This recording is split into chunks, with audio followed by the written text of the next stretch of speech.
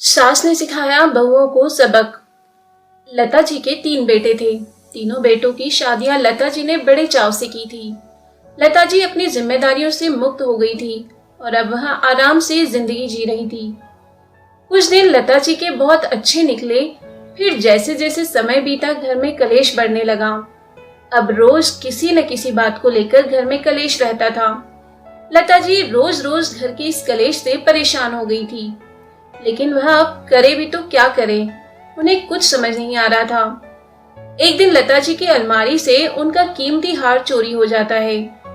वह उस हार को सब जगह ढूंढती हैं, लेकिन उन्हें कहीं भी वो हार नहीं मिलता है। लता जी समझ जाती है कि उनका कीमती हार उन्हीं की किसी बहू ने चुराया है। लता जी को यह भी पता होता है कि उनकी छोटी बहू कभी भी ऐसा नहीं कर सकती है। भले ही छोटी बहू गरीब घर की है, लेकिन वह लालची नहीं है। अब लता जी के शक की सुई बड़ी बहू और मंझली बहू पर आ जाती है। वह सच का पता लगाने के लिए और अपनी बहुओं को सबक सिखाने के लिए एक तरकीब लगाती है। अगले दिन नाश्ते के टेबल पर लता जी अपनी तीनों बहुओं से कहती हैं कि अब मेरी उम्र हो गई है, मैं अपना हार और प्रॉपर्टी सब कुछ किसी एक बहू को देकर ही मरना चाहती हूँ। तीनों बहुएं कहने लगती है, माँ जी जिसे चाहे उसे दो, या जो आपकी पसंदीदा बहू हो उसे दे दीजिए। बड़ी और मंझली बहू लता जी की चापलूसी करने में लग जाती हैं। लता जी कहती है कि मैं ऐसे नहीं दूंगी, उसके लिए तुम तीनों को मेरी कुछ शर्त माननी होगी, और अगर तुम तीनों तैयार हो तो बता दो। सब हाँ कहकर चले जाते हैं। लता जी कहती है कि आज दोपहर का खाना जो सबसे अच्छा बनाएगा वो पहली शर्त जीतेगा। तीनों बहुएं खाना बनाने में लग जाती हैं। दोपहर के समय लता जी खाना खाती है और कहती है कि सभी ने बहुत अच्छा खाना बनाया है। लता जी अपनी बहुओं से कहती है कि मेरा हार चोरी हो गया है, जिसने भी लिया है मुझे दे दो। सभी हार चुराने से इनकार कर देती हैं।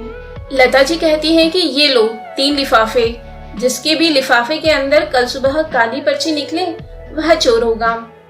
तीनों बहुएं लिफाफा लेकर अपने कमरे में चली जाती हैं। अगली सुबह लता जी तीनों बहुओं के लिफाफे मंगवाती हैं और खोलती है तो पता चलता है कि छोटी बहू के पास जो लिफाफा है उसमें काले रंग की पर्ची है।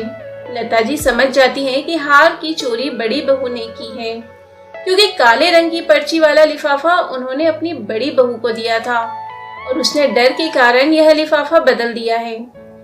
लता जी अपनी बड़ी बहू से कहती है कि बहुत अच्छा काम किया तुमने, चोरी करने के बाद बड़ी चतुराई के साथ दोष किसी अन्य पर डाल रही हो।